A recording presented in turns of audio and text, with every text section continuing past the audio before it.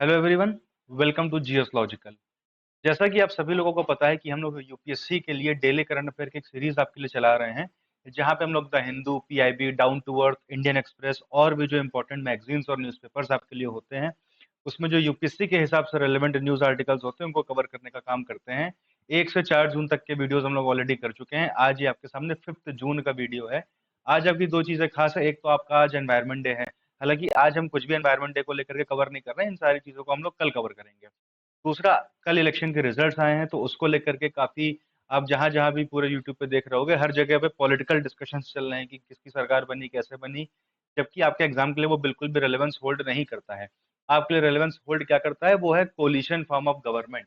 Government कैसी बनी है, गठबंधन की सरकार बनी है या बनेगी, कोलिशन गवर्नमेंट बनेगी। तो पहला आज हमारा न्यूज आर्टिकल उसी से जुड़ा हुआ। टोटल आज हम लोगों को 10 चीजें देखनी है, जिसमें से पहला आपका जो है कोलिशन गवर्नमेंट है। ये लगभग सभी न्यूज़पेपर्स में कवर हुआ है। एज अ कोलिशन गवर्नमेंट के प्रोज एंड कॉन्स कवर नहीं हुए, बट ये चीज हर जगह कवर हुई है कि नरेंद्र मोदी को इंडिविजुअली बहुमत नहीं मिली, तो उनको अपने एलाइज के साथ मिलकर के सरकार बनानी पड़ेगी। ये आपका पर्टिकुलरली प्रीलिम्स और जीएस 2 दोनों के लिए बहुत ज्यादा रेलेवेंस होल्ड करता है। बाकी आप एक बार रीड आउट कर सकते हैं कि हम लोग आज क्या क्या देखने वाले हैं। ठीक है, तो पहला क्वेश्चन आप देखिए आपके सामने है। Consider the following statements about formation of government. Generally decision making is slow but efficient in the coalition government. जब कोलिशन गवर्नमेंट बनती है तो उसमें डिसीजन मेकिंग थोड़ा स्लो होती है, बट वो एफिशिएंट होती है। दूसरे स्टेटमेंट क्या कह रहा है, जनरली कोलिशन गवर्नमेंट में टैलेंट के लिए ज्यादा स्कोप होता है। अब इसका क्या मतलब है, आपको बताना है कि कौन से स्टेटमेंट इसमें से इनकरेक्ट है। वो सब हम लोग बाद में देखेंगे, पहले आइए डिस्कशन करते हैं। पॉइंट्स यहाँ पे बहुत थोड़े से लिखे हैं, बट इस पर डिस्कशन काफी ज्यादा होना है। देखिए, BJP falls short, needs allies to govern. ये आज के द हिंदू के पहले पेज पे जो है ये आर्टिकल आपका निकला है, और आधे से ज्यादा पेपर आपका इन्हीं सब चीजों से कवर्ड है आपका। बेसिकली होता क्या है कि आपको पता है कि हमारे यहाँ पे 543 सीटें हैं लोकसभा की। हमारे यहाँ पार्लियामेंट्री फॉर्म ऑफ गवर्नमेंट है। पार्लियामेंट में भी हमारे यहाँ पे दो हाउस हैं, एक लोकसभा है और एक आपका राज्यसभा है। जिसको भी सरकार बनानी होती है उसको लोकसभा में मेजोरिटी चाहिए होती है। चुनाव भी आपने सुना होगा, लोकसभा के चुनाव हो रहे हैं। पार्लियामेंट्री इलेक्शन बहुत कम लोग बोलते हैं, ज्यादातर लोग लोकसभा के चुनाव बोलते हैं, क्योंकि बेसिकली लोकसभा के जो लोग होते हैं, जो मेंबर्स होते हैं, उनको सीधे तौर पे जनता इलेक्ट करती है। जैसे कल रिजल्ट आया है तो कल जितने लोग जीते उनको जनता ने सीधे तौर पे इलेक्ट किया है। और राज्यसभा के जो मेंबर होते हैं उनको जनता इनडायरेक्टली इलेक्ट करती है, यानी कि जनता खुद से वोट नहीं करती है। जनता विधायकों को, एमएलए को वोट करती है, और एमएलए जाकर के जो है राज्यसभा के सांसदों को, एमपीज को वोट करके चुनते हैं। तो सीधे सीधे जनता का इन्वॉल्वमेंट लोकसभा में होता है, इसीलिए यहाँ पे जिसकी मेजोरिटी होती है वो सरकार बनाता है। तो 543 मेंबर्स लोकसभा में टोटल है हमारे यहाँ इस समय। तो सरकार बनाने के लिए आपको 272 चाहिए होते हैं। अब अगर किसी एक इंडिविजुअल पार्टी को 272 मिल जाते हैं तो उसकी अकेले की सरकार बन जाती है। उसको हम बोलते हैं फुल मेजोरिटी गवर्नमेंट, है ना। Full majority government, full majority government या सिंगल पार्टी गवर्नमेंट बोलते हैं। जब ऐसा होता है, जैसा कि अभी कल हुआ है, कि किसी एक पार्टी को अकेले 272 सीट्स नहीं मिली हैं। फॉर एग्जाम्पल, बीजेपी आपकी सिंगल लार्जेस्ट पार्टी है, यानी कि इसको 240 के आसपास कुछ सीटें मिली हैं, 41-42 कुछ एग्जैक्ट नंबर मुझे अभी ध्यान नहीं है। आप देख लीजिएगा, यहाँ पे लिखा भी होगा कहीं ना कहीं आपका। ठीक है, जो भी हो, खैर, तो 240 के आसपास इनकी सीटें हैं। अब सरकार बनाने के लिए चाहिए 272। तो बीजेपी के साथ जो है इनके कुछ अलाइज भी हैं, जैसे कि जेडीयू है, नीतीश कुमार जी की पार्टी है, टीडीपी है, चंद्रबाबू नायडू की पार्टी है। इन सब को मिला करके एक टर्म इन्होंने अपने लिए रखा है, एनडीए, नेशनल डेमोक्रेटिक अलायंस। ठीक है, नेशनल डेमोक्रेटिक अलायंस। एनडीए में आपका मेन पार्टी बीजेपी है, उसके अलावा आपके जेडीयू, टीडीपी और बहुत सारी, एलजेपी, रामविलास, शिवसेना, बहुत सारी पार्टी इसमें आपकी आती हैं। ठीक है, तो इसको हम बोलते हैं नेशनल डेमोक्रेटिक अलायंस। इन्होंने खुद को नाम दिया अपने अलायंस को, क्योंकि भाई देखिए, इंडिविजुअल पार्टीज का नाम अलग है, लेकिन जब ये लोग एक साथ आ रही हैं तो इनको एक कुछ कॉमन नाम की जरूरत है जिससे इनको रेफर किया जा सके। तो इसको हम बोलते हैं एनडीए, इन लोगों के कोलिशन को। तो इनको मिला करके 290 के आसपास सीट्स मिली हैं, है ना। इन सारी पार्टीज को मिला करके 290, 292 के आसपास सीट्स मिली हैं, जो कि मेजोरिटी के आंकड़े से ज्यादा है ना। 272, 273 से ज्यादा है, यानी कि ये एनडीए की सरकार बन जाएगी।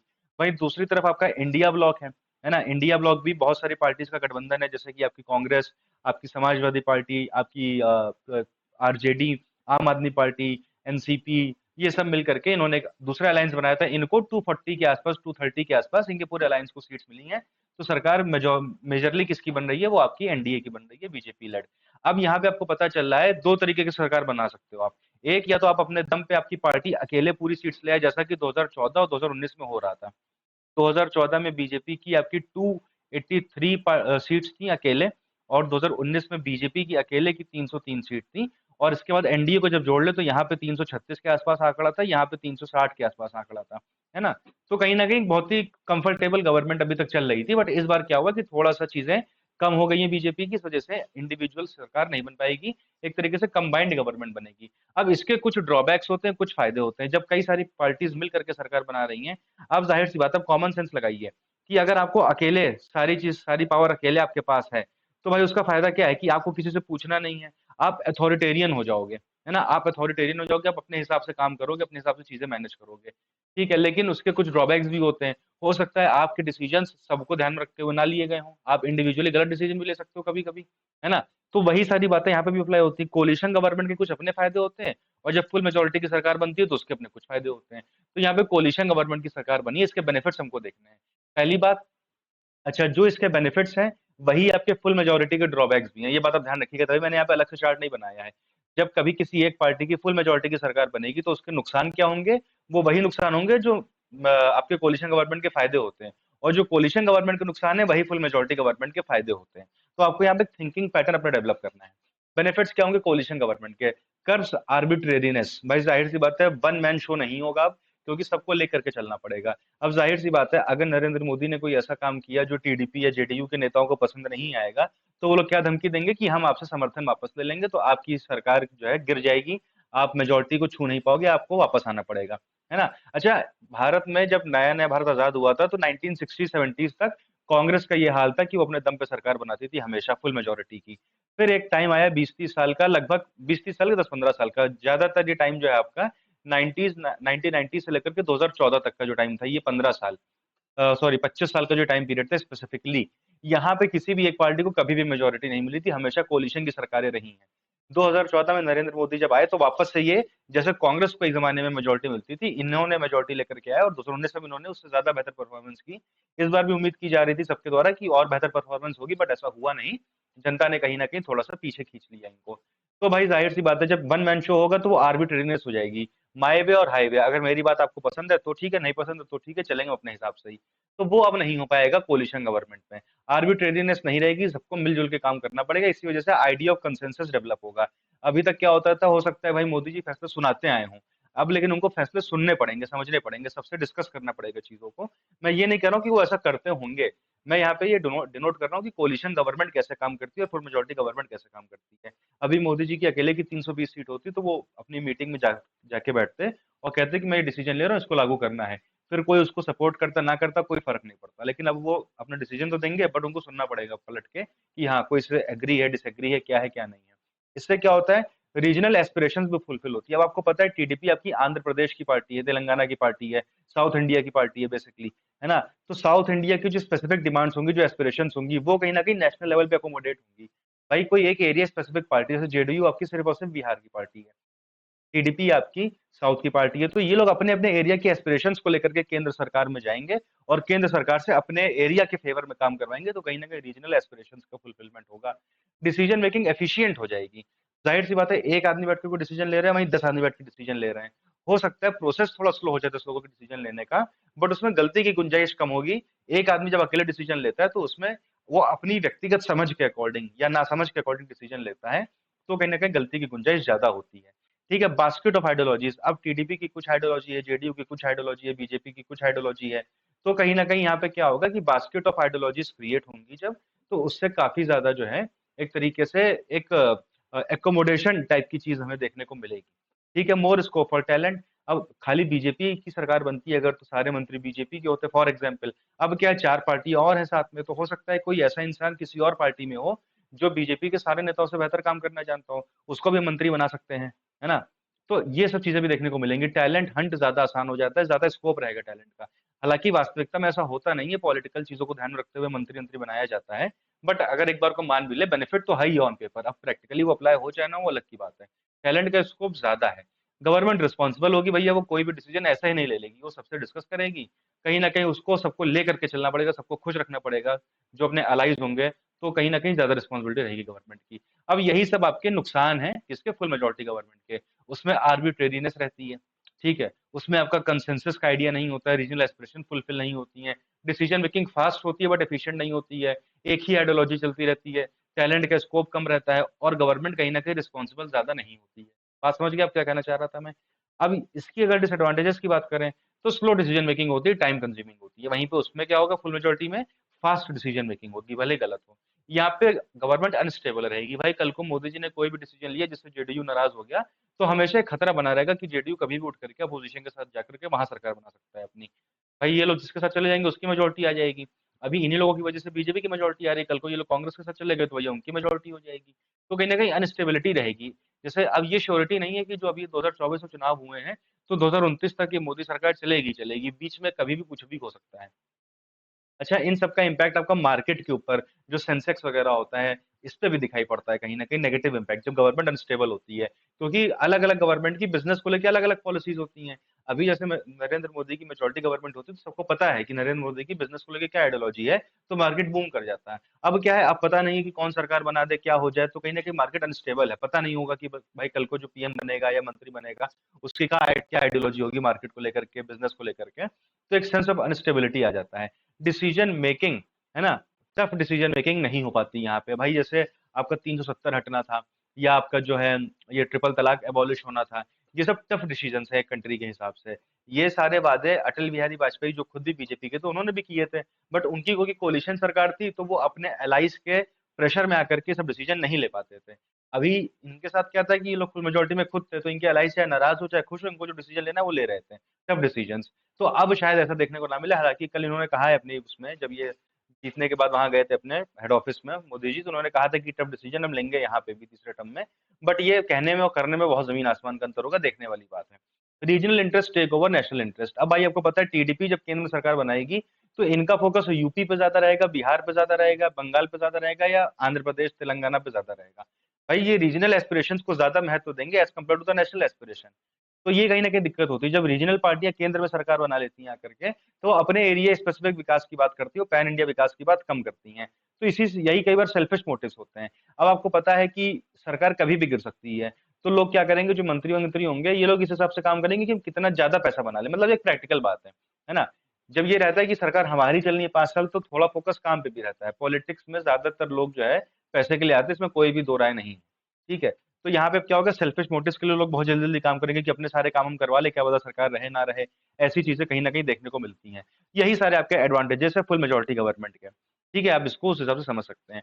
तो आई होप ये चीज़ आपको क्लियर हो गई कि कोalition गवर्नमेंट क्या होती है, फुल मेजॉरिटी गवर्नमेंट क्या होती है, कोalition गवर्नमेंट के फ़ायदे क्या होते हैं और फुल फुल मेजॉरिटी गवर्नमेंट के फ़ायदे क्या होते हैं। अच्छा, ये जो मैं यहाँ पे सीट्स बोल रहा था 543, 272 सीट, नंबर ऑफ एमपीज़ की बात हो रही है यहाँ पे। मुझे मतलब उम्मीद है कि ये तो आपको पता होगा, ठीक है? चलिए, तो आपका जो क्वेश्चन था, कोलिशन गवर्नमेंट में डिसीजन मेकिंग स्लो होती है बट एफिशिएंट होती है जनरली, बिल्कुल सही बात है। अब जनरली यहाँ पे लिखने की क्या ज़रूरत थी? कई बार ऐसा हो सकता है ना कि कोलिशन गवर्नमेंट होने के बाद भी डिसीजन मेकिंग वहाँ पे फास्ट हो और एफिशिएंट भी हो। हो सकता है ना? अलग-अलग तरीके की चीज़ें होती हैं।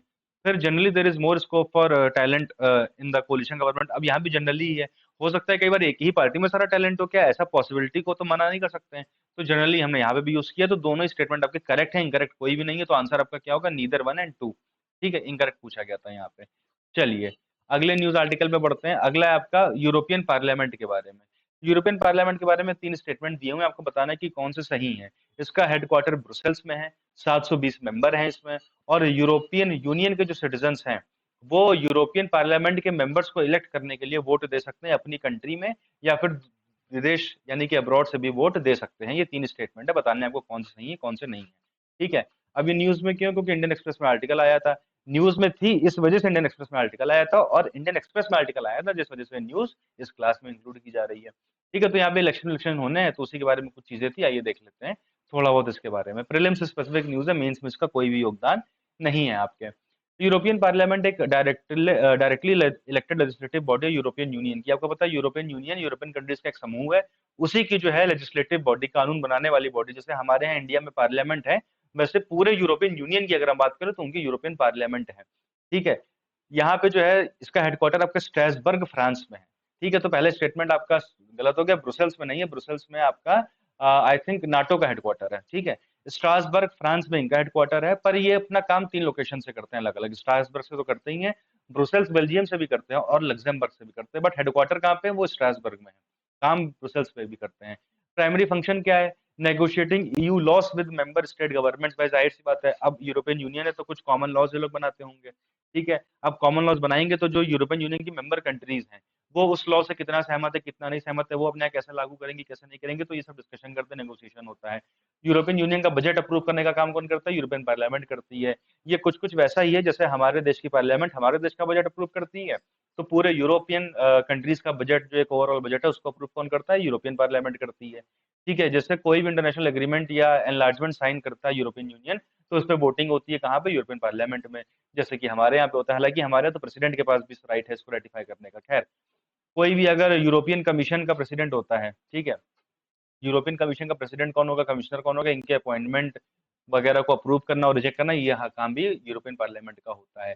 कॉम्पोजिशन की बात करें तो 720 मेंबर होते हैं, ठीक है, जो कि यूरोपियन यूनियन के सिटीजन हर 5 साल में खुद से इलेक्ट करते हैं, ठीक है, खुद से इलेक्ट करते हैं। तो ये आपका दूसरा स्टेटमेंट सही है, 720 मेंबर ही होते हैं और जिनको डायरेक्टली यूरोपियन यूनियन के सिटीजन इलेक्ट करते हैं। इनका टर्म आपका 5 साल का होता है। बात समझ में आ गई? MEPs then elect their president for a term of 2.5 years। तो जैसे हमारे यहाँ पे क्या होता है कि हम एमपीज को चुनते हैं लोकसभा के, और वो लोकसभा के एमपीज जाकर के हमारे बिहार पे पीएम को चूज कर लेते हैं 5 साल के लिए। यहाँ पे भी कुछ कुछ वैसा ही है। यूरोपियन सिटीजन आपके मेंबर ऑफ पार्लियामेंट को चूज करते हैं, और मेंबर ऑफ पार्लियामेंट हालांकि वो खुद 5 साल के लिए चूज हो रहे हैं, बट वो अपना प्रेसिडेंट जिसको चूज कर रहे हैं उसको खाली 2.5 साल के लिए कर रहे हैं। 2.5 साल बाद वापस से नया प्रेसिडेंट चूज किया जाता है, ठीक है। जो भी कैंडिडेट्स हैं इलेक्शन लड़ने के लिए वो सब यूरोपियन यूनियन के सिटीजन होने चाहिए, यानी कि यूरोपियन यूनियन की जो एक मेंबर कंट्रीज में से किसी एक के वो सिटीजन होने चाहिए, ठीक है। वोटर्स में चूज फ्रॉम इंडिविजुअल कैंडिडेट्स और delegates from the political parties. अब कई बार जैसे हमारे यहाँ पे भी होता है, भाजपा से लड़ रहा है कोई, कांग्रेस से लड़ रहा है कोई, लोग निर्दलीय चुनाव लड़ रहे हैं, इंडिपेंडेंट लड़ रहे हैं, तो यहाँ पे भी ऐसा ही होता है, कुछ लोग पॉलिटिकल पार्टीज होते हैं, कुछ इंडिविजुअल कैंडिडेट होते हैं। बात समझ में आ गई? अब जो यहाँ पे एमपी बन जाएगा वो अपने देश में जाकर के एमपी दोबारा से नहीं बन सकता, या कोई और ऑफिस होल्ड नहीं कर सकता है। ये वैसा ही जैसे अगर कोई केंद्र सरकार में या पार्लियामेंट का मेंबर है, हमारे यहाँ पे एमपी है, तो वो जरूर उसके साथ साथ वो किसी विधानसभा का मेंबर नहीं रह सकता है। वो एक टाइम पे या तो विधानसभा का मेंबर रहेगा या केंद्र में पार्लियामेंट का मेंबर रहेगा। वही यहाँ पे भी अगर यहाँ पे कोई इनकी पार्लियामेंट का मेंबर है तो वो अपने देश में कोई और ऑफिस ऑफ प्रॉफिट या कोई और पॉलिटिकल ऑफिस होल्ड नहीं कर सकता है। अब जो यूरोपियन सिटीजन होते हैं वो वोट अपने देश से भी दे सकते हैं। मान लीजिए यूरोपियन यूनियन में 20 25 30 कंट्रियां हैं, मान लीजिए कोई यूनाइटेड किंगडम का रहने वाला है तो वो यूके से भी वोट कर सकता है, वो फ्रांस से भी वोट कर सकता है, वो आयरलैंड से भी जाकर के वोट कर सकता है, वो आपका जो है डेनमार्क से भी जाकर के वोट कर सकता है ना, अब्रॉड किसी भी कंट्री से वोट कर सकता है जाकर के। लेकिन ये voting from abroad is permitted in most member states except, कुछ कंट्रीज है जो बाहर से वोट देना अलाउ नहीं करती। इन देशों से अगर आप वोट दे रहे हो तो आपको इन देश के अंदर जाकर के वोट देना पड़ेगा, जैसे कि चेक, आयरलैंड, आयरलैंड ने बोल दिया था हालांकि, बट यहाँ पे लिखा हुआ है, फिर माल्टा एंड स्लोवाकिया। तो ये सारी कंट्रीज जो हैं बाहर से वोट करना अलाउ नहीं करती, इनके यहाँ खुद ही के यहाँ जाकर के वोट करना पड़ता है। In Bulgaria and Italy the right applies only to those living within the European Union. अच्छा, बल्गेरिया इटली बाहर से वोट देना अलाउ करते हैं, बट बाहर से भी कहाँ? आप देश से बाहर हो लेकिन आपको यूरोपियन यूनियन के अंदर ही रहना पड़ेगा। ऐसा नहीं कि आप अमेरिका से जाकर के वोट कर रहे हो, इंडिया से जाकर के वोट कर रहे हो, वो बाकी कंट्रीज में होता है, बल्गेरिया इटली में नहीं होता है। बल्गेरिया इटली में आप तभी वोट कर सकते हो जब आप या तो बल्गेरिया या इटली में ही रह रहे हो या फिर किसी और यूरोपियन यूनियन के देश में रह रहे हो, तो आप यूरोपियन पार्लियामेंट के मेंबर्स के इलेक्शन के लिए वोट कर सकते हो। आई होप चीजें क्लियर है, कोई कंफ्यूजन नहीं हो रहा है यहाँ पे। अब यहाँ पे क्लोज्ड लिस्ट से भी आपकी वोटिंग होती है, और आपका प्रेफरेंशियल सिस्टम पे इंडिविजुअल वोटिंग भी होती है, ठीक है, ईमेल इलेक्ट्रॉनिकली वगैरह भी वोटिंग होती है। क्लोज लिस्ट का मतलब क्या होता है? बेसिकली जैसे मान लीजिए 4 पार्टियां लड़ रही हैं, तो क्या होगा कि जब क्लोज लिस्ट में हम किसी एक पार्टी को वोट कर देंगे, है ना, और उस पार्टी के फिर जितने कैंडिडेट खड़े हैं वो सब जीत जाएंगे। फॉर एग्जाम्पल, एक पार्टी पार्टी है जिसका नाम है ABC, एक पार्टी जिसका नाम है XYZ, एक पार्टी जिसका नाम है PYQ, ठीक है, प्रीवियस ईयर क्वेश्चन, ठीक है, 3 पार्टियां खड़ी हुई हैं। इन्होंने अपने 10 10 कैंडिडेट खड़े किए हैं, 10 सीटें हैं इलेक्शन लड़ने के लिए, तीनों ने अपने 10 10 कैंडिडेट्स को खड़ा किया है। अब हमसे वोट देने को पूछा गया, तो हमने क्या किया, वोट देने वाले 100 लोग हैं, है ना, वोट देने वाले 100 लोग हैं। अब 100 में से क्या हुआ, 100 में से 20 लोगों ने वोट दे दिया ABC को, ध्यान से सुनिएगा, 40 लोगों ने वोट दे दिया XYZ को, और 40 लोगों ने वोट दे दिया PYQ को। अब इन्होंने किसी कैंडिडेट को वोट नहीं दिया, इन्होंने पार्टीज को वोट दिया है, और इन्होंने 10 जगह अलग अलग जगह वोट नहीं किया है। आप बात समझिए, वैसे नॉर्मली क्या होता है कि भाई ये लोग जहां से खड़े होंगे वहां से वोट दिया जाएगा। फॉर एग्जाम्पल, कोई अगर लखनऊ से खड़ा है तो लखनऊ के लोग ही उसको वोट दे सकते हैं, कोई अगर भोपाल से खड़ा है तो भोपाल के लोग ही उसको वोट दे सकते हैं, कोई अगर अहमदाबाद से इलेक्शन लड़ रहा है तो अहमदाबाद के लोग उसको वोट दे सकते हैं। यहाँ पे लेकिन क्या है, यहाँ पे उससे मतलब नहीं है, यहाँ पे हम सिर्फ और सिर्फ कैंडिडेट को नहीं, पार्टी को वोट कर रहे हैं, सिर्फ और सिर्फ पार्टी को वोट कर रहे हैं। तो मान लीजिए पूरे देश में 100 लोग रह रहे हैं और पूरे देश में 10 सीटें हैं, ठीक है, और 10 सीटों पे तीनों पार्टियों ने अपने अपने कैंडिडेट खड़े किए हैं। तो ये 100 लोग क्या करेंगे, 100 के 100 लोग इन कैंडिडेट्स को वोट देने की बजाय इन पार्टियों को वोट देंगे। 20 लोगों ने एबीसी को वोट दे दिया, 40 ने XYZ को दे दिया और 40 ने पीवाईक्यू को दे दिया। अब इसी प्रपोर्शन में इनके कैंडिडेट इलेक्ट हो जाएंगे। जैसे 20 लोगों ने एबीसी को वोट दिया तो 10 में से 2 लोग एबीसी के चुन लिए जाएंगे। 40 लोगों ने XYZ को वोट दिया है तो 4 लोग 10 में से आपके XYZ के आपके इलेक्ट हो जाएंगे और 4 लोग इनके इलेक्ट हो जाएंगे। तो ऐसे करते करते 10 लोगों की पार्लियामेंट बन जाएगी। इसको हम क्लोज्ड लिस्ट ऑफ वोटिंग बोलते हैं। और वहीं पे जो इंडिविजुअल कैंडिडेट्स को प्रेफरेंशियल सिस्टम में वोटिंग देते हैं, उसका मतलब क्या होता है, एक पर्चा होता है वोट देने के लिए। उसमें आपके एरिया से जितने लोग खड़े हैं उन सबके नाम लिखे होंगे और आप वोट कैसे दोगे कि हाँ हम पहले नंबर पे इनको चाहते हैं, दूसरे नंबर पे इनको चाहते हैं, तीसरे नंबर पे इनको चाहते हैं। ये जैसा हमारे यहाँ प्रेसिडेंशियल इलेक्शन में वोटिंग होती है प्रेफरेंशियल हिसाब से, वैसे ही यहाँ पे वोटिंग है। एक मैं आपको सेपरेट वीडियो बना करके वेरियस फॉर्म्स ऑफ इलेक्शन और वोटिंग के बारे में बताऊंगा आने वाले टाइम में, ताकि आपको सब क्लियर हो जाए कि प्रेफरेंशियल वोटिंग कैसे होती है और ये आपकी क्लोज सिस्टम वाली वोटिंग कैसे होती है। फिलहाल आप इतना समझ लीजिए कि यहाँ पे क्लोज सिस्टम और प्रेफरेंशियल दोनों तरीकों से वोटिंग होती है।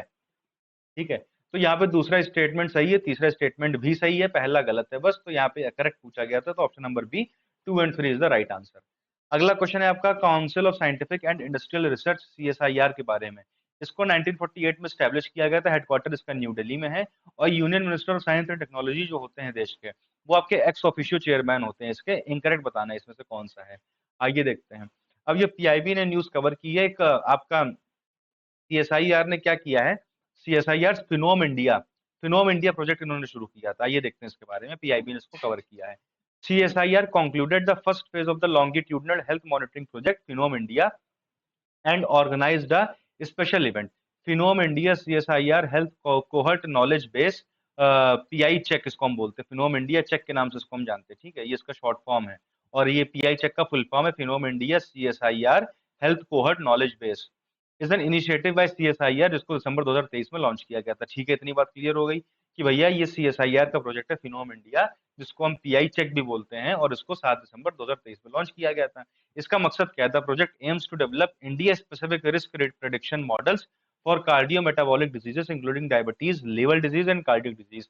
आपको पता है कि हमारे यहाँ पे बहुत सारी कार्डियो मेटाबॉलिक डिजीज होती है, बहुत बड़े पैमाने पे फैलती है, जैसे कि आपका डायबिटीज, मतलब किसको नहीं है ना। एक एज के बाद इंडिया में लगभग सभी को हो जा रहा है, हर 10 में से 6-7 लोगों को डायबिटीज हो जा रहा है। लीवर डिजीज, किसका आज की डेट में फैटी लीवर नहीं है। और जब से वैक्सीन लगी है, मतलब ऐसा माना जा रहा है, तब से हर कोई कार्डियक डिजीज का भी एक तरीके से गुलाम हो गया है ना। हार्ट से जुड़ी दिक्कतें हो गई हैं लोगों को, आप देख ही रहे हो किस तरीके से लोगों को हार्ट अटैक पड़ रहे हैं। तो यहाँ पे ये सारी बीमारियां बहुत ज्यादा हैं। अच्छा, अब हो सकता है भाई पूरी दुनिया में बीमारियां फैल रही हो सकता है यूएसए में भी लोग लीवर से परेशान हो, कार्डियक डिजीज से परेशान हो, आपके डायबिटीज से परेशान हो, लेकिन इंडिया के जो लोग हैं उनका एक तरीके से जो आपकी एथनिसिटी है या उनका जेनेटिक मेकअप है, वो यूएसए के लोगों से बहुत अलग है। तो इंडिया के लोगों को हम किस तरीके से इससे मुक्ति दिला सकते हैं, इसके लिए हमें इंडिया के लोगों के ऊपर स्टडी करनी पड़ेगी। भाई आपको पता है कि अलग अलग देश अलग अलग क्लाइमेटिक कंडीशन में, अलग अलग जोग्राफिकल कंडीशन में है। तो वहाँ के लोगों के ट्रेड्स भी वहाँ के जोग्राफिकल और आपके एक तरीके से लोकेशन के हिसाब से, क्लाइमेट के हिसाब से, वेदर के हिसाब से बन जाती है। वैसे इंडिया के साथ है, तो इंडिया स्पेसिफिक हम इस पर रिसर्च करना चाह रहे हैं। ठीक है, this is the first ever pan India longitudinal health monitoring study focused on cardio metabolic diseases. 10,000 participants ने इसमें पार्टिसिपेट किया था, जिसमें CSIR के एम्प्लॉयज, पेंशनर्स, उनके स्पाउसेस भी इंक्लूडेड थे। उनके ऊपर रिसर्च किया गया है, क्लिनिकल रिसर्च किए गए हैं। जैसे उनसे कुछ सवाल पूछे गए उनकी लाइफस्टाइल के बारे में, उनकी डाइटरी हैबिट्स के बारे में, फिर उनका एंथ्रोपोमेट्रिक मेजरमेंट किया गया, उनकी स्कैनिंग की गई डेटा की, बायोकेमिकल और मॉलिक्यूलर डेटा, मतलब पूरी तरीके से उनको एनालाइज किया गया है, मेडिकली एग्जामिन किया गया है, ताकि हम पता लगा सके कि भैया इनके अंदर क्या पूरा सिस्टम है। अगर इनको डायबिटीज हो रहा है तो किस कारण से हो रहा है, किस कारण से नहीं हो रहा है। तो बेसिकली आपको इतना ध्यान रखना है कि ये जो जीनोम ये है आपका फिनोम इंडिया, ये आपका इंडियंस को बीमारी से मुक्ति दिलाने के लिए उनकी मैपिंग वैपिंग करने से जुड़ा हुआ एक आइटम है। ठीक है, चलिए। The study is crucial for understanding the risk and incidence of cardiometabolic disorders in Indian population, which may differ from those in the Western population due to ethnic diversity and varied lifestyle patterns. भाई हमारे यहाँ को तो lifestyle भी अलग है ना, हमारे यहाँ पे जो खाना पीना है वो तो दूसरे देशों में बिल्कुल दूर दूर तक नहीं है। तो इन सब चीजों की वजह से क्या होता है कि एथनिक डाइवर्सिटी बहुत ज्यादा है, इस वजह से इसको शुरू किया गया है। Through this project CSIR is promoting predictive personalised participatory in preventive health care, P4। ये P4 भी आपको ध्यान रखना है, predictive personalised participatory and preventive health care tailored specifically to the Indian phenotype and genetic profile, जो कि India के लिए स्पेसिफिक है पूरी तरीके से। बात समझ में आ गई, आई होप आ गई है। ठीक है, तो आइए क्वेश्चन पे चलते हैं। अब अच्छा CSI का तो देखा नहीं अभी तक हम लोगों ने। सीएसआईआर आपका 1942 में स्टैब्लिश किया गया था न्यू दिल्ली में। Ministry of science and technology इसको फंड करता है। ठीक है, ये एक ऑटोनॉमस बॉडी है जिसको सोसाइटीज और रजिस्ट्रेशन एक्ट 1860 के अंडर में बनाया गया था। ऑब्जेक्टिव क्या है भाई? रिसर्च एंड डेवलपमेंट करना आपका एरोस्पेस के क्षेत्र में, बायोलॉजी के क्षेत्र में, केमिस्ट्री के क्षेत्र में, अर्थ साइंसेज, इंजीनियरिंग और मेडिकल साइंसेज, इन सारे ही फील्ड्स में। ये आप नाम सारा ध्यान रखिएगा, हो सकता है आपसे यूपीएससी यही पूछ ले कि इनमें से किस फील्ड में सीएसआईआर को रिसर्च करने के लिए बनाया गया है ना? तो इन सारे फील्ड से बनाया गया है। इसके हम ऑर्गेनाइजेशनल स्ट्रक्चर की बात करें तो प्रेसिडेंट कौन है? पीएम होते हैं इसके प्रेसिडेंट जो होते हैं, एक्स ऑफिशियो चेयरमैन होते हैं। ठीक है, अगर जो देश का पीएम होगा वही इसका अपने आप प्रेसिडेंट बन जाता है। वाइस प्रेसिडेंट कौन होते हैं? वो जो साइंस मिनिस्टर होते हैं देश के, वो इसके जो है एक्स ऑफिशियो चेयरमैन बन जा वाइस प्रेसिडेंट बन जाते हैं। अच्छा, एक्स ऑफिशियो का मतलब क्या होता है? अपने आप, यानी कि जो प्राइम मिनिस्टर की कुर्सी पे बैठा वो ऑटोमेटिकली बिना किसी और रिक्वायरमेंट के इस कुर्सी का भी मालिक हो गया। जो मिनिस्टर ऑफ साइंस बना वही अपने आप इस कुर्सी का मालिक भी हो गया। इसका एक गवर्निंग बॉडी की बात करें तो इसके गवर्निंग बॉडी के हेड कौन है? डायरेक्टर जनरल इसके गवर्निंग बॉडी के हेड होते हैं। बाकी एक्स ऑफिशियो चेयरमैन कौन, एक्स ऑफिशियो मेंबर कौन होते हैं? फाइनेंस सेक्रेटरी जो होता है। फाइनेंस सेक्रेटरी जो देश का होगा वो इसका एक्स ऑफिशियो मेंबर होगा। और बाकी के जो मेंबर्स होते हैं जो एक्स ऑफिशियो के अलावा, भाई एक्स ऑफिशियो तो जब तक वो अपने नॉर्मल पद पे है, यानी कि जब तक कोई भी इंसान पीएम है तब तक के लिए वो इसका चेयरमैन भी रहेगा, प्रेसिडेंट भी रहेगा। तो यानी कि उसका तो कोई टर्म ड्यूरेशन है ही नहीं अलग से स्पेसिफिकली। लेकिन जो बाकी मेंबर्स हैं उनका टर्म ड्यूरेशन आपका 3 साल का होता है। ठीक है, बाकी इनकी एडवाइजरी बॉडी वगैरह इसको आप देख लीजिएगा एक बार। क्वेश्चन पे आते हैं। और 1948 में स्टैब्लिश किया गया था, न्यू दिल्ली में हेडक्वार्टर है। जी नहीं, 1942 में हेडक्वार्टर न्यू दिल्ली में ही है। Minister of science and technology इसके एक्स ऑफिशियो चेयरमैन होते हैं? नहीं, ये वाइस चेयरमैन होते हैं, वाइस प्रेसिडेंट होते हैं। तो इनकरेक्ट पूछा है तो बोथ, सी आंसर हो जाएगा। Both 1 and 2 are incorrect. I hope चीजें यहाँ तक की आपकी क्लियर हैं। चलिए अगले न्यूज पे चलते हैं फटाफट से। अगला न्यूज क्या है? The inaugural edition of United Nations Global Supply Chain Forum organized by UN Trade and Development UNCTAD took place in Barbados. When and where would next edition took place? तो यहाँ पे एक करंट अफेयर तो आपको question में ही बता दिया गया है कि यूनाइटेड नेशंस का ग्लोबल सप्लाई चेन फोरम जो है उसका जो इनॉग्रल एडिशन है वो हुआ है कहाँ पे? बारबाडोस में हुआ है। अगला एडिशन किस साल में होगा और कहाँ पे होगा? 2 साल है, 2 कंट्रीज आपको बताना है परम्यूटेशन कॉम्बिनेशन लगा करके, 2025, 2026, सऊदी अरेबिया और यूएई। ऑप्शन चूज करिए आप। ये आप लोकेशन देख लीजिए बारबाडोस की, जो नॉर्थ अमेरिका और साउथ अमेरिका के बीच में कैरिबियन आइलैंड्स हैं। तो वहीं पे कैरिबियन सी के पास ही आपका देखिए, इधर कैरिबियन सी है ना? और इधर आपका अटलांटिक ओशन है, यहीं पे आपका बारबाडोस पड़ता है आपका। ठीक है, ब्रिज टाउन इसकी कैपिटल है। लोकेशन आप देख लीजिए और थोड़ा सा दिमाग में बैठा भी लीजिए। चलिए न्यूज पे आते हैं। United Nations trade and development की वेबसाइट पे ये आर्टिकल आया था। इन्होंने जो है असल में यूएनसीटीएडी के अंदर में ही आपका यूएन का ग्लोबल सप्लाई चेन फोरम बना है। सप्लाई चेन का मतलब बेसिकली क्या होता है? जैसे मान लीजिए कोई भी चीज, जैसे इंडिया में दवाइयाँ बनती हैं, बहुत ज्यादा बड़े पैमाने पे दवाइयाँ इंडिया में बनती हैं। बट उन दवाइयों के लिए रॉ मटेरियल कहाँ से आता है? वो चाइना से आता है। ठीक है, ये चलिए दवाइयाँ तो फिर भी थोड़ा सिंपल सब्जेक्ट हो गया। मोबाइल फोन्स की बात करें, मोबाइल फोन्स बहुत सारे इंडिया में असेंबल होते हैं करके, लेकिन उनके वेरियस पार्ट्स जो हैं various part of the world से आते हैं। जैसे उनका प्रोसेसर मान लीजिए आपका जापान से आ रहा है, आपका जो है माइक वो आपका कैमरा आपका चाइना से आ रहा है, फिर आपका बैटरी जो है जापान से आ रही है। आप इस तरीके से एक एनालॉजी बना लीजिए कि अलग अलग सामान अलग अलग देशों से आ रहा है, फिर वो इंडिया में आकर के असेंबल होकर के फाइनली फोन बन रहा है। तो ये सामान किसी ना किसी रूट से आ रहा होगा, किसी ना किसी माध्यम से आ रहा होगा।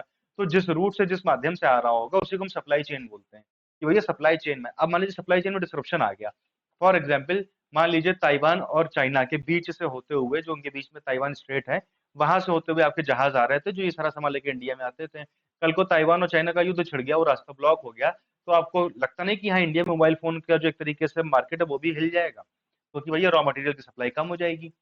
तो ये सप्लाई चेन होती है और ये सप्लाई चेन के डिस्रप्शन का एक एग्जाम्पल है। आपको पता है कोविड-19 के टाइम पे बहुत बड़े पैमाने पे सप्लाई चेन्स आपके आपके डिसरप्ट हो गए थे, क्योंकि भाई आपको पता था लॉकडाउन लगे थे जगह-जगह देशों में। चाइना से तो लोगों ने, पूरी दुनिया ने कट ऑफ कर लिया था और ज्यादातर रॉ मटेरियल चाइना ही प्रोवाइड करता था पूरी दुनिया को। तो कहीं न कहीं सप्लाई चेन को लेके डिस्रप्शन बहुत ज़्यादा आ गए थे। फिर अभी इज़राइल पैलेस्टीन को लेकर के जो डिस्प्यूट चला उस वजह से आपका जो आपका ये स्विस कनाल वाला एरिया है ये डिसरप्टेड है काफ़ी ज़्यादा। फिर आपका ईरान और जो इनका बवाल चल रहा है उसको लेकर के आपका पर्शियन गल्फ पूरा कहीं न कहीं डिस्टर्ब है। रशिया यूक्रेन से तो मानिए पूरी दुनिया ही परेशान है। तो इन सब डिस्प्यूट्स की वजह से क्या हो रहा है कि सप्लाई चेन बहुत ज़्यादा दुनिया में बाधित हो रही है। तो उसी सिलसिले में पहली बार मीटिंग हुई है ग्लोबल सप्लाई चेन फोरम की यूएनसीटीएडी के अंडर में। ठीक है, इसको होस्ट किया था यूएनसीटीएडी ने in collaboration with the government of Barbados. 1000 participant पूरी दुनिया में यहाँ से आए थे, जिन्होंने जो है global disruption, geopolitical tension, climate change, Covid 19 pandemic और इन सबका जो इम्पैक्ट पड़ा है ग्लोबल ट्रेड पे। आपको पता है क्लाइमेट चेंज की वजह से भी कहीं ना कहीं डिस्ट्रप्शन होते हैं सप्लाई चेन में। ठीक है, तो ये सब काम किया है। बाकी जो स्मॉल आइलैंड डेवलपिंग कंट्रीज है, एसआईडीएस जिनको हम बोलते हैं, उन्होंने भी जो है कहीं ना कहीं आकर के से पार्टिसिपेट किया है। तो यही सब यहाँ पे पूरी बातें हैं, आप एक बार इसको रीड कर लोगे आपको समझ में आ जाएगा। इन्होंने बात की कि हमें डीकार्बोनाइज करना है ग्लोबल शिपिंग को। आपको पता है कि बहुत बड़े पैमाने पे शिप्स और कार्गो ट्रांसपोर्टेशन होता है इधर से उधर, और ये बिल्कुल भी कहीं ना कहीं एनवायरमेंट फ्रेंडली ट्रांसपोर्ट का मीडियम नहीं होता है। तो कहीं ना कहीं बहुत पोल्यूशन होता है इससे। तो इन्होंने कहा कि हम कुछ ऐसा करें कि हम पूरे पूरे शिपिंग इंडस्ट्री को ही डीकार्बोनाइज कर दें, ताकि शिप्स इधर उधर आए जाएं बट वो रिन्यूएबल फ्यूल पे चले, हाइड्रोजन फ्यूल पे चले, सोलर एनर्जी पे चले, है ना, न्यूक्लियर एनर्जी पे चले, ताकि जो है कार्बनाइजेशन बिल्कुल ना हो शिपिंग की वजह से। तो इससे काफी ज्यादा हमें मदद देखने को मिलेगी।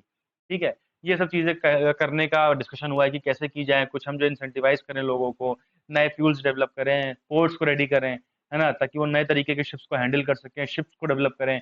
बहुत सारा काम करने की जरूरत है, कोई एक दिन का, 2 दिन का, 1 साल का, 2 साल का, 5 साल का काम भी नहीं है।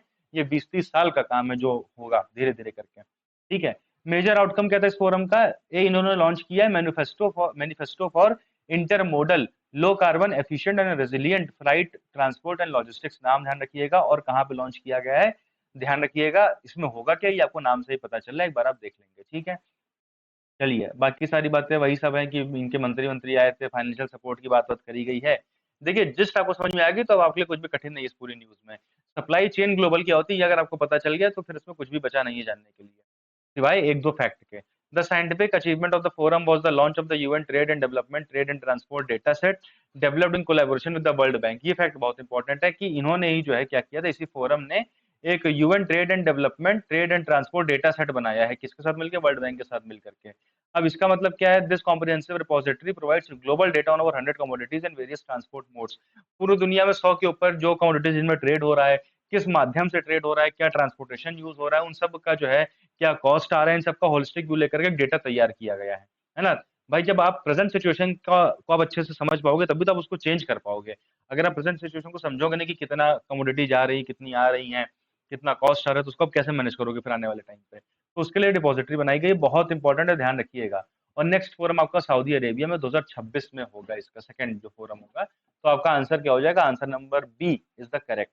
चलिए, अगले न्यूज पे आते हैं। अगला न्यूज आपका किस बारे में है, consider the following statements regarding international air transport association IATA। अब भैया इसके बारे में 3 स्टेटमेंट है। मॉन्ट्रियल में इसका हेडक्वार्टर है, 1945 में इसको बनाया गया था।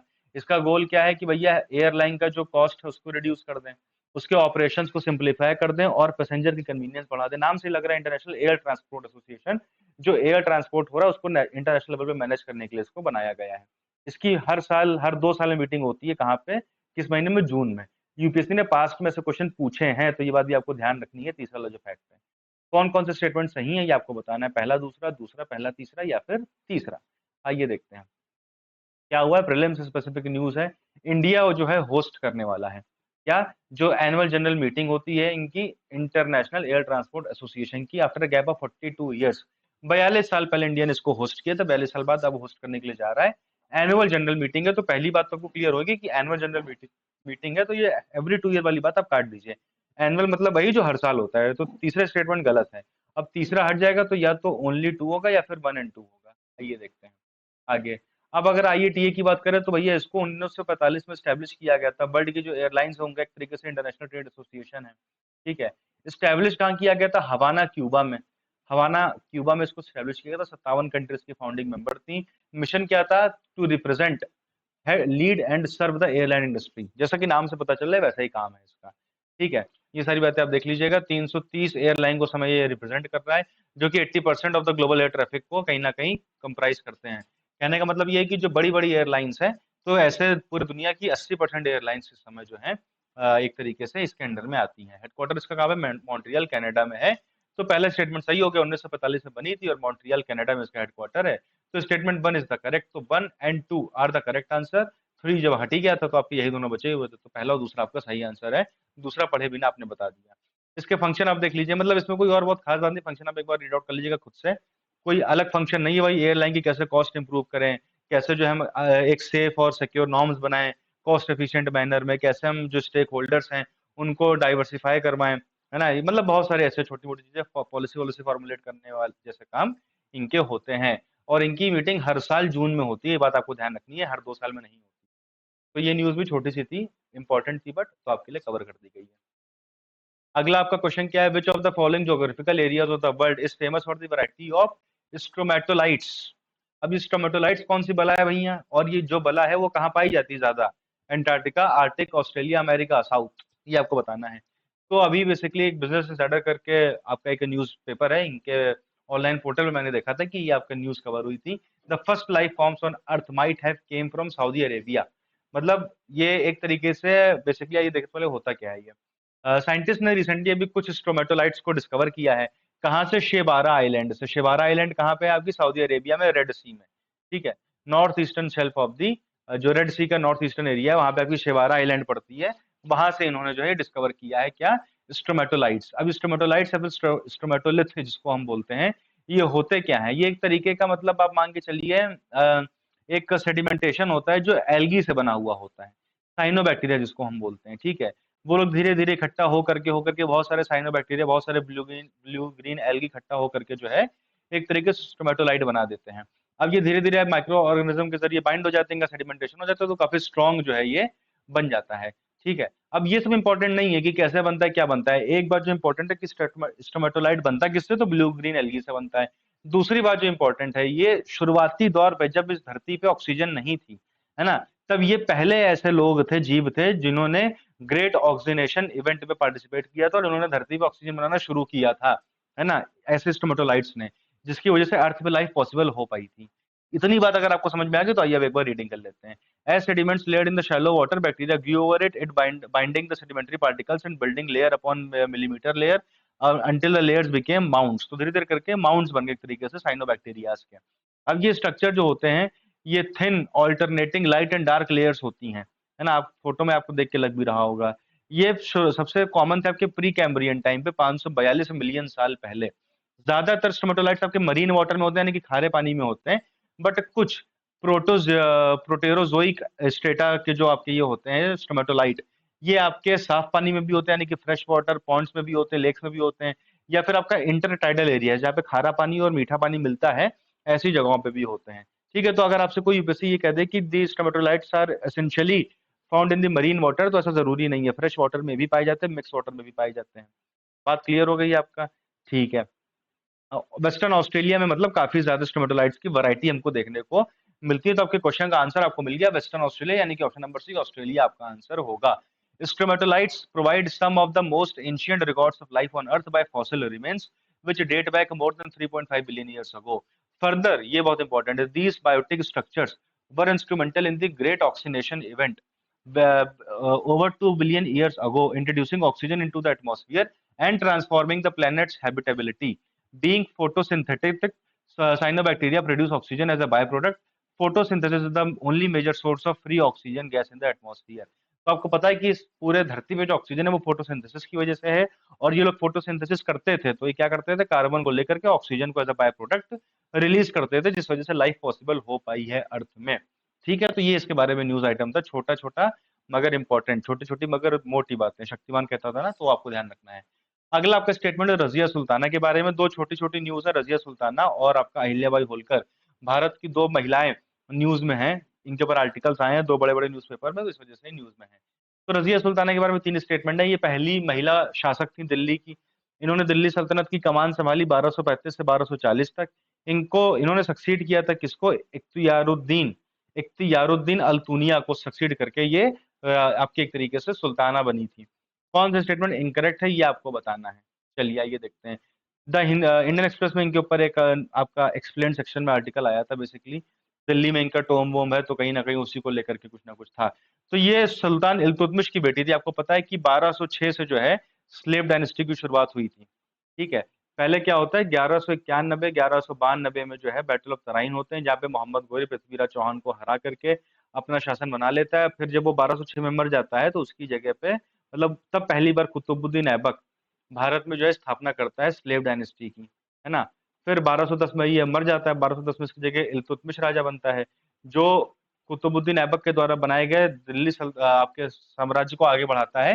अंतर क्या आता है कि कुतुबुद्दीन ऐबक ने अपनी कैपिटल रखी थी लाहौर, है ना। लाहौर से वो कैपिटल दिल्ली लेकर के आया इल्तुतमिश, इसी वजह से इल्तुतमिश को हम real founder of the Delhi सल्तनत कहते हैं, क्योंकि उसके पहले तो कहीं ना कहीं ये लाहौर सल्तनत थी आपकी, कहीं ना कहीं इल्तुतमिश की बेटी थी आपकी रजिया सुल्ताना।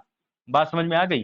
ठीक है, 1236 से 1240 तक उन्होंने रूल किया था, तो ये स्टेटमेंट तो आपका गलत हो गया, 35 से 40 को भी 36 से 40 किया था। ठीक है। सुल्ताना का मतलब वही होता है कि वाइफ और mistress of a Sultan, but claim the title Sultan, it was title never before bestowed on a women. इसके पहले भैया किसी भी महिला को ये टाइटल नहीं दिया गया था। Raziyat ud Duniya Bahaduddin, popularly known as Raziya Sultana, was a ruler of the Delhi Sultanate. She was the first female Muslim ruler of the subcontinent and the only female Muslim ruler of Delhi. तो ये बात आपको ध्यान रखनी है कि भैया पूरे सब कॉन्टिनेंट की बात करें तो पहली महिला मुस्लिम शासक थी ये पूरे सब कॉन्टिनेंट में इंडिया के। और अगर दिल्ली की बात करें तो ये पहली महिला शासक थी, ये बात आपको ध्यान रखनी है। तो आपका पहला स्टेटमेंट तो सही हो गया, दूसरा गलत हो गया।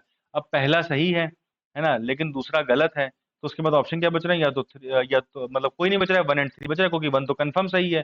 तो 3 भी आपका जो है, अच्छा इनकरेक्ट पूछा, सॉरी यहाँ पे, सॉरी इनकरेक्ट पूछा है, तो पहला तो आपका सही है, तो पहला वाला हटा ही दीजिए, पहला इसमें भी है, पहला इसमें भी है।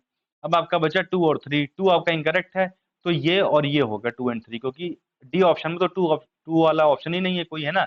लेकिन 2 कंफर्म गलत हो गया, तो आपका ऑप्शन नंबर बी आंसर हो जाएगा 2 एंड 3, यानी कि तीसरा भी गलत है। आइए देखते हैं। इल्तुतमिश का जो है एक तरीके से, इल्तुतमिश के बाद राजा बना था रजिया का हाफ ब्रदर, यानी कि सौतेला भाई फिरूज। ठीक है, जिसकी माँ थी शाह तुर्कन।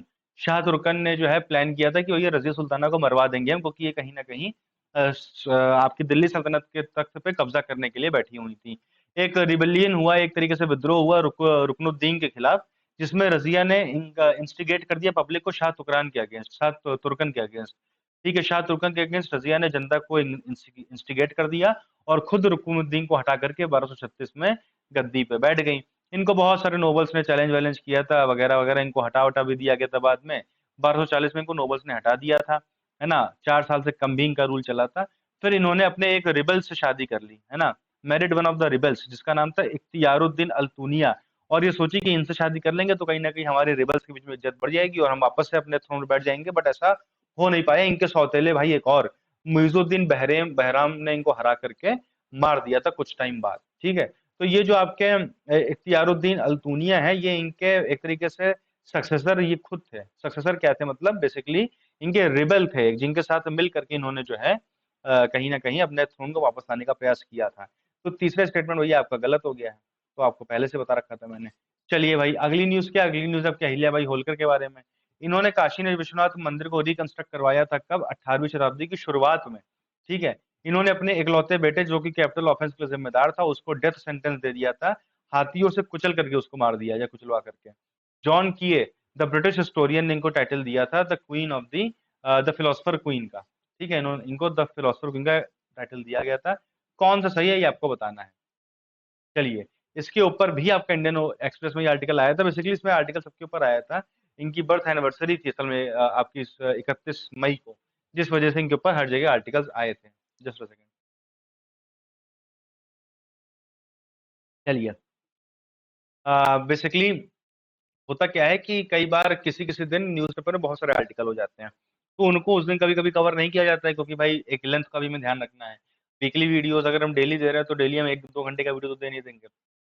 उसके बाद क्या होता है, कई दिन ऐसे होते हैं जैसे आज का दिन था जब द हिंदू में कुछ आया ही नहीं है, कुछ भी बहुत ज्यादा रेलेवेंट नहीं आया है। तो ऐसे दिनों में हम लोग पीछे वाले आर्टिकल्स को कवर कर लेते हैं जो हमने पहले कभी छोड़ दिए थे। छोड़ने का मतलब ये होता है कि उसको हम नोट कर लेते हैं कि हमें आगे कभी ना कभी आगे अकोमोडेट करना है। तो this is one of the same kind of article Ahilyabai Holkar के बारे में। भैया इनका जन्म 1725 से 1795 तक मतलब इनका जीवन काल रहा है। ठीक है, was the Holkar queen of the Maratha Malwa kingdom. Malwa kingdom की होलकर क्वीन थी, और काफी विजनरी फीमेल रूलर्स इनको कहा कहा जाता है। इनकी विजडम, इनका करेज, इनकी प्रशासनिक क्षमताएं सब बहुत बेहतरीन थी। इनके हस्बैंड थे खांडेराव होलकर, जिनको मार दिया गया था कुंभेर की लड़ाई में 1754 में। 1754 में कुंभेर की लड़ाई में इनके पति को मार दिया गया था, जिनका नाम था खंडेर राव होलकर। 12 साल बाद इनके ससुर father in law Malhar Rao Holkar की भी मृत्यु हो गई। उसके बाद 1 साल बाद इन्होंने अपने आप को मालवा किंग की रानी बना दिया। अगले 28 साल तक इन्होंने मालवा पे रूल किए, काफी जस्ट, वाइज और नॉलेजेबल मैनर में। इनके टाइम पे काफी पीस, प्रॉस्पेरिटी, स्टेबिलिटी वगैरह थी। इनकी कैपिटल जो थी Maheshwar was turned into an oasis of literary, musical, artistic and industrial pursuit. मतलब हर तरीके से, आर्टिस्टिक तरीके से हो चाहे इंडस्ट्रियल तरीके से, दोनों तरीकों से ही जो है अहिल्याबाई होलकर ने अपनी कैपिटल महेश्वर का विकास किया। तो ये आपको ध्यान रखना है कि महेश्वर आपका मालवा किंगडम का एक तरीके से कैपिटल थी।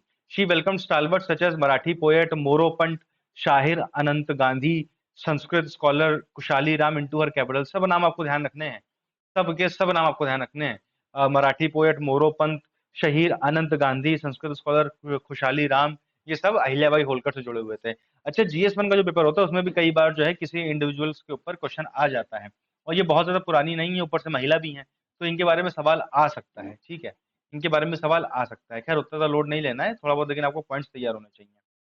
इन्होंने एक बहुत ही बढ़िया टेक्सटाइल इंडस्ट्री लगाई थी महेश्वर में, और वहीं की फेमस महेश्वरी साड़ी आज भी काफी ज्यादा फेमस है, महेश्वरी साड़ी जिसको हम बोलते हैं। ठीक है, बाकी इन्होंने अपने इन्वेडर्स वगैरह जो इनके किंगडम पे हमला करे तो उनसे अपनी किंगडम की रक्षा करी। काफी सारी आर्मियों को इन्होंने खुद से लीड किया बैटल में। इन्होंने तुकोजी राव होलकर को अपने आर्मी चीफ के रूप में अपॉइंट किया था। किसको? तुकोजी राव होलकर को अपने आर्मी चीफ के रूप में इन्होंने अपॉइंट किया था।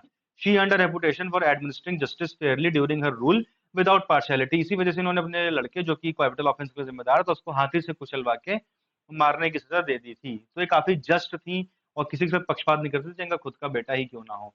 हिंदू टेम्पल को उन्होंने काफी ज्यादा बनवाया था, और उन्हीं में से एक आपका काशी विश्वनाथ टेम्पल है जिसको कि 1780 में इन्होंने बनवाया है।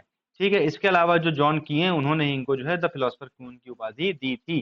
तो यहाँ पे देखेंगे आप तो काशी विश्वनाथ टेम्पल रिकंस्ट्रक्ट तो करवाया है, बट 18वीं शताब्दी की शुरुआत में नहीं, लेटर फेज में 1780 में किया है ना। और स्टार्टिंग फेज क्या हो गया 1710 1720 के आसपास, जबकि पैदरा ही 1725 में हुई है। तो यूपीएससी कई बार ऐसे स्टेटमेंट में आपको फंसा देगा, आपको देखने में स्टेटमेंट में कोई भी कमी लग नहीं रही होगी, बट इसमें कमी थी। ठीक है, बाकी दूसरा सही है, तीसरा सही है, करेक्ट पूछा तो option number B 2 and 3 is the correct answer. चलिए, अगला आपको सिर्फ मेंस स्पेसिफिक न्यूज आर्टिकल है, द इंडियन एक्सप्रेस अगेन। ठीक है, जुडिशियल पेंडेंसी को लेकर के आपको पता है कि जजेस जो होते हैं हायर कोर्ट के, लोअर कोर्ट के, वो जून में जो है अपनी छुट्टी पे वेकेशन पे रहते हैं, और जब भी वो वेकेशन पे जाते हैं तो कई बार मुद्दा उठ जाता है कि बताओ इतने सारे केसेस पेंडिंग है और जजेस परमानेंट वेकेशन ही मनाते रहते हैं। जब ये सुनवाई भी करते हैं, कोर्ट भी जाते हैं, तो कम घंटे के लिए बैठते हैं, कोर्ट चलाते हैं, बाकी टाइम ये अपना और सब काम करते रहते हैं। कोर्ट भी कम देर चलता है एक तो दिन में, और उसके अलावा जब भी छुट्टी होती है चले भी जाते हैं। तो जिस वजह से इनके ऊपर इल्जाम लगते रहते हैं कहीं ना कहीं कि भैया इतने सारे पेंडिंग केसेस हैं तो आप क्यों बार बार छोड़ के जा रहे हो। जो लेटेस्ट डेटा है राज्यसभा के द्वारा, राज्यसभा में जो दिया था मिनिस्ट्री ऑफ लॉ ने, राज्यसभा में सवाल पूछा गया होगा, वहां पे कानून मंत्रालय ने बताया था कि इस समय हमारे देश में 5.02 करोड़ केसेस पेंडिंग है, लगभग 5 करोड़ केसेस पेंडिंग है इस समय इंडिया में। अच्छा, जो जुडिशियल पेंडेंसी है, यानी कि इसका मतलब क्या, जो अनरिजॉल्व केसेस हैं, जो कोर्ट के सामने आ गए बट अभी तक उनको रिजॉल्व नहीं किया गया है। ठीक है, अब ये भैया ज्यादा समस्या ये लोअर जुडिशरी में है, क्योंकि सबसे ज्यादा केसेस भी लोअर जुडिशरी में आते हैं। कुछ भी चोरी हुआ, कुछ भी खून हुआ, कत्ल हुआ, सीधे सुप्रीम कोर्ट तो जाते नहीं हो। सुप्रीम कोर्ट, हाई कोर्ट में या तो केसेस अपील के थ्रू जाते हैं, या फिर जो बहुत स्पेसिफिक उनके जुरिस्डिक्शन के मुद्दे हैं वो सीधे तौर पे हाई कोर्ट या सुप्रीम कोर्ट में जाते हैं। बाकी सब लोअर कोर्ट के थ्रू होते हुए ही जाते हैं, जिस वजह से जो है कहीं ना कहीं लोअर कोर्ट में ज्यादा पेंडेंसी है केसेस को लेकर के। कई सारे स्टेट्स में ये डेटा ज्यादा है, जैसे कि बिहार में 5 मिलियन केसेस पेंडिंग है, 50 लाख अकेले बिहार में। उत्तर प्रदेश में अकेले 60 लाख केसेस हैं। 2010 और 2020 के बीच में जो सारे के सारे कोर्ट में on an average 2.8% annual growth हुई है पेंडिंग केसेस की। यानी कि पिछले साल अगर किसी कोर्ट में 10 केसेस पेंडिंग थे, तो अगले साल 12.8 केसेस पेंडिंग हो गए उस कोर्ट में। ऐसा डेटा यहाँ पे, ये सब डेटा आपका मेंस में आंसर राइटिंग के लिए है, प्रीलिम्स में क्वेश्चन नहीं आएगा इसके ऊपर से, बट मेंस में आप आंसर राइटिंग के लिए इन चीजों को इंक्लूड कर सकते हो। This implies that if no new cases were to be filed, the time taken by court to dispose all the pending cases at the current disposal rate would be 1.3 years for the Supreme Court and 3 years each for the High Court and Supreme Court। यानी कि अगर एक भी case अब आज की date से मतलब एक तरीके से एक भी केस फाइल ना किया जाए, तो सुप्रीम कोर्ट को अपने सारे पेंडिंग केसेस निपटाने में 1.3 ईयर्स लग जाएंगे, और हाई कोर्ट्स को, सबऑर्डिनेट कोर्ट्स को लगभग 3 साल लग जाएंगे। वो भी तब जब एक भी केस फाइल ना हो, जो कि पॉसिबल नहीं है। हर रोज लाखों के, हजारों के केस में, हजारों की संख्या में केस फाइल हो रहे हैं। ठीक है, तो ये सारी बातें आपकी यहाँ पे लिखी हुई हैं। रीजंस क्या हैं भैया? जज बहुत कम है, जज टू पॉपुलेशन का जो रेशियो है, इतने लाख पे इतने जज होने चाहिए, वो इंडिया में बहुत ज्यादा है। लाखों लाखों पे एक एक जज है इंडिया में, जबकि ऐसा नहीं होना चाहिए। जुडिशियल ऑफिसर्स की, जजेस की कमी है। उसके बाद जो प्रोसीजर वगैरह दिया हुआ है, जैसे कि ये बोला गया कि एक केस को आप 3 बार एडजर्न कर सकते हो, उसके बाद आप एक केस को एडजर्न नहीं कर सकते 3 से ज्यादा बार। लेकिन 50% केसेस में फॉलो नहीं होता, एडजर्नमेंट बाय एडजर्नमेंट, डेट पे डेट ये होती रहती है, जिस वजह से केसेस पेंडिंग रहते हैं सालों सालों साल तक। ठीक है, फिर कहीं ना कहीं कोई कोई मुद्दे ऐसे होते हैं जिसमें जो है बहुत ज्यादा एक तरीके से एक कॉम्प्लेक्स फैक्ट्स होते हैं, फैक्ट्स बहुत कॉम्प्लेक्स होते हैं, या फिर एविडेंस का नेचर ऐसा होता है कि उसको हम जल्दी इन्वेस्टिगेट नहीं कर सकते हैं। या फिर कोई और ऐसा मुद्दा होता है, मिसअलाइंड इंसेंटिव्स होते हैं, तो ये सब चीजें कहीं ना कहीं रिस्पॉन्सिबल है केसेस लंबा खींचने के लिए। उसके अलावा फंड्स की कमी होने की वजह से भैया स्टाफ की कमी है कोर्ट रूम वगैरह में, तो भैया ये भी एक बहुत प्रमुख कारण है। वे फॉरवर्ड क्या है? वे फॉरवर्ड यही है कि भैया हाई कैलिबर के जजेस को अपॉइंट किया जाए जिनकी इंटीग्रिटी इम्पेकेबल हो, है ना, ताकि वो अच्छे से केसेस को और ट्रांसपेरेंट मैनर में निपटा सकें। ऑल इंडिया जुडिशियल सर्विस जैसे ऑल इंडिया एडमिनिस्ट्रेटिव सर्विस है जिसमें आईएएस आईपीएस और आईएफएस बनाए जाते हैं, उसी तरीके से एक आपकी ऑल इंडिया जुडिशियल सर्विस बनाए जिसमें पूरे देश भर में साल में एक बार जजेस के अपॉइंटमेंट हो, क्योंकि आपको पता है कि हर राज्य अपना अलग अलग पीसीएसजे का एग्जाम करवाता है जिसके थ्रू आपके जजेस अपॉइंट होते हैं लोअर जुडिशरी में। लेकिन ये एग्जाम कई कई स्टेट्स में साल साल, दो दो तीन तीन चार चार साल नहीं होता है ना, जबकि जजेस की संख्या कम है अभी भी राज्यों में, लेकिन तब भी वो एग्जाम सरकार नहीं करवा रही है, रखना नहीं चाहती, जो भी कारण हो। तो एक अगर ऑल इंडिया जैसे आईएएस का एग्जाम हर साल होना ही होना है, सीटें कम ज्यादा हो सकती हैं, बट एक सेट स्टैंडर्ड पैटर्न और सोर्स है जिस हिसाब से एग्जाम होता है उसी तरीके से हमें ऑल इंडिया जुडिशियल सर्विस को भी कर देना चाहिए। ठीक है। उसके अलावा ऑल्टरनेट डिस्प्यूट रेजोल्यूशन को बढ़ावा दे, जैसे कि आपका लोक अदालत, जो छोटे मोटे मुद्दे उसको आप सीधे सुप्रीम कोर्ट, हाई कोर्ट या लोअर कोर्ट लेकर के जा रहे हो, उनका पेंडेंसी बढ़ा रहे हो, क्या मुद्दा है? छोटे मोटे मुद्दे जैसे कि आपने 100 रुपए बिल नहीं जमा किया अपना, तो अब इसके लिए सुप्रीम कोर्ट, हाई कोर्ट या लोअर कोर्ट जाने की जरूरत नहीं है, आप लोक अदालत में निपटा लीजिए, सेटल कर लीजिए अपना मामला पूरा। या मीडिएशन के जरिए, आर्बिट्रेशन के जरिए, कंसिलिएशन के जरिए, एक वीडियो में आपको बना करके इन सारे टर्म्स का जो माइन्यूट डिफरेंस है वो भी समझाऊंगा कि भैया इनमें माइन्यूट डिफरेंस है क्या। फिलहाल आप इतना जान लीजिए कि ऑल्टरनेट डिस्प्यूट रेजोल्यूशन के मैकेनिज्म है, यानी कि जो एक नॉर्मल मैकेनिज्म है डिस्प्यूट्स को रिजॉल्व करने का, है ना, कोर्ट कचहरी, उसके अलावा ये लोक अदालत, आर्बिट्रेशन, मीडिएशन, इन सब के थ्रू भी हम निपटा सकते हैं केसेस को, छोटे मोटे केसेस।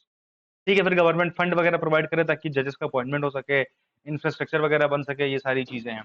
ठीक है। A time limit should be set for hearing a case and deciding, एक टाइम लिमिट सेट कर दो कि भैया ये केस, कोई भी नया केस आएगा उसको इतने दिन में सरकार को, या सॉरी जुडिशरी को सुन के खत्म कर देना है। तो भाई उसके दायरे में रहते हुए फिर काम होंगे। अभी क्या है, कोई टाइम लिमिट तो है नहीं कोई, तो कहीं ना कहीं भाई कोई वही नहीं है कोर्ट के ऊपर रुकावट वगैरह। Reduce the criminalisation of violations and move towards the compounding of minor offences, छोटे मोटे मुद्दे हैं उनको कोर्ट के बारे में सुलझा लीजिए, चप्पल चोरी हो गया, इन्होंने 100 रुपए लिए तो वापस नहीं किए, ये हमारे घर पे रह रहे हैं बट किराया नहीं दे रहे हैं, ऐसे मुद्दों को आप आपस में कंपाउंड करके पुलिस चाहे तो सुलझवा सकती है, जिसके लिए कहीं अलग से जुडिशरी के पास जाने की जरूरत नहीं है। ठीक है। फिर फॉरेंसिक और बैलिस्टिक्स को हम कहीं ना कहीं अगर हम वो करेंगे, रिफॉर्म करेंगे, आपको पता है, आपने पिक्चरों में देखा होगा, कई बार कहा जाता है कि वो बिस्रा रिपोर्ट गई है, बिस्रा रिपोर्ट जो किसी की डेथ होती है उसकी बॉडी में जहर है कि नहीं ये पता करने के लिए, अब वो गई है, वो 1 महीने बाद आएगी, तो अब 1 महीने तक केस में कुछ हो ही नहीं सकता क्योंकि पता ही नहीं कि जहर दिया गया है कि नहीं दिया गया है। तो ये सब काम तेज होने चाहिए, ये काम तब तेज होगा जब फोरेंसिक में रिफॉर्म होगा आपका। ठीक है। यही सेम हाल बंदूक का भी होता है, ये गोली इस पर्टिकुलर बंदूक से चली है कि नहीं चली है, ये टेस्ट करने में काफी टाइम लग जाता है। तो ये सब चीजें अगर हम फास्ट फॉरवर्ड कर दे तो केसेस में काफी ज्यादा मदद मिलेगी हमको। ठीक है। और बाकी भैया एक प्रॉपर पैटर्न मैकेनिज्म डेवलप वगैरह करिए, इंसेंटिवाइज करिए लोगों को, यही सब बातें यहाँ पे लिखी हुई है, आप एक बार रीड आउट कर लेंगे। तो भैया ये मेंस स्पेसिफिक आपकी न्यूज़ थी, इस वजह से इस पे एमसीक्यू नहीं है आपका, इसको आप अपने मेंस के हिसाब से तैयार करनी है। ठीक है, इस बात को आप ध्यान रखेंगे। एक और आपकी छोटी सी न्यूज़ है प्रीलिम्स को लेकर के, इस पे भी मैंने एमसीक्यू नहीं बनाया क्योंकि बहुत छोटी सी न्यूज़ थी आपकी। आपकी इंडिया में एक बॉडी है जिसको हम बोलते हैं national institute of mental health and neuro sciences, NIMHANS. ये कहाँ पे? बेंगलुरु में। इसको अभी क्या हुआ है, वर्ल्ड हेल्थ ऑर्गेनाइजेशन ने दिया है क्या, प्रेस्टिजियस नेल्सन मंडेला अवार्ड। ये नेल्सन मंडेला अवार्ड किसको दिया जाता है? 2019 में शुरू किया गया था, डब्ल्यूएचओ ने शुरू किया। बात भी बहुत इंपॉर्टेंट है, ये बात भी बहुत इंपॉर्टेंट है कि नेल्सन मंडेला अवार्ड किसने शुरू किया था, तो भैया डब्ल्यूएचओ ने किया था, upon the initiative of African region health ministers. ठीक है। तो ये अफ्रीका के इनिशिएटिव पे ये शुरू किया गया था। भाई नेल्सन मंडेला भी अफ्रीका के ही थे, और ये उन इंडिविजुअल्स को, इंस्टीट्यूशन को या एनजीओ को दिया जाता है जो हेल्थ के प्रमोशन में बहुत ही सिग्निफिकेंट कॉन्ट्रीब्यूशन करते हैं। तो इस बार जो 2024 में ये इंडिया के एक डिपार्टमेंट, एक body, NIMHANS, national institute of medical health, mental health and neuro sciences को दिया गया है। ठीक है। It showcases the country's commitment to address mental health challenges and ensuring accessible mental health services for all। तो भैया आपको पता ही कि मेंटल हेल्थ आज के जमाने में कितनी बड़ी समस्या है ना। उससे जुड़ा हुआ अगर कोई इंस्टीट्यूशन अगर ये अवार्ड पा रहा है तो कहीं ना कहीं ये दिखा रहा है कि इंडिया में मेंटल हेल्थ को लेकर के काम हो रहे हैं। India has made a significant progress in the mental health with the establishment of tele mental health helpline। भैया आपको कोई दिक्कत है तो आप इस नंबर पर फोन करके अपनी समस्या बता दीजिए, मतलब अगर आप मेंटल कोई इशू फेस कर रहे हैं तो कहीं ना कहीं, है ना। तो ये सारी चीजें आपकी। निमहंस की बात करें तो मल्टी डिसिप्लिनरी इंस्टीट्यूट है जो कि मेंटल हेल्थ भी फोकस करता है और न्यूरो साइंस भी फोकस करता है। Undergraduate course, postgraduate course, PhD programme से सब यहाँ कराए जाते हैं। रिसर्च वगैरह कराई जाती है। 1974 में स्टैब्लिश किया गया था, एमसीक्यू यहाँ से भी बन सकता है, किस साल में स्टैब्लिश किया गया है। इसको डीम्ड यूनिवर्सिटी का दर्जा दे दिया गया है कब? 1994 में, मतलब बनने के 20 साल बाद इसको डीम्ड यूनिवर्सिटी का दर्जा दे दिया गया है। इसके बाद इसको 2012 में निम्हांस एक्ट पास कर दिया गया, उसी के हिसाब से इसको गवर्न किया जाता है निम्हांस एक्ट के द्वारा, ठीक है। और इसको नेशनल इंपॉर्टेंट इंस्टीट्यूट, मतलब इंस्टीट्यूट ऑफ नेशनल इंपॉर्टेंस का दर्जा दे दिया गया था कब? 2012 में। ये सारे के सारे फैक्ट बहुत इंपॉर्टेंट है, आपको देखने हैं, याद करने हैं, रटने हैं, ठीक है। यहाँ तक की बात मुझे पूरा उम्मीद है आपको समझ में आ गई होगी। पीडीएफ आपको कहाँ से मिलेगी? हमारे टेलीग्राम चैनल पे, जिसका की लिंक आपको डिस्क्रिप्शन में मिलेगा। तो आई होप आपको आज का वीडियो अच्छा लगा होगा। मिलेंगे आपसे अगले वीडियो में कल, ऐसे ही शानदार न्यूज कवरेज के साथ, आर्टिकल्स के साथ। तब तक के लिए thank you and have a good day.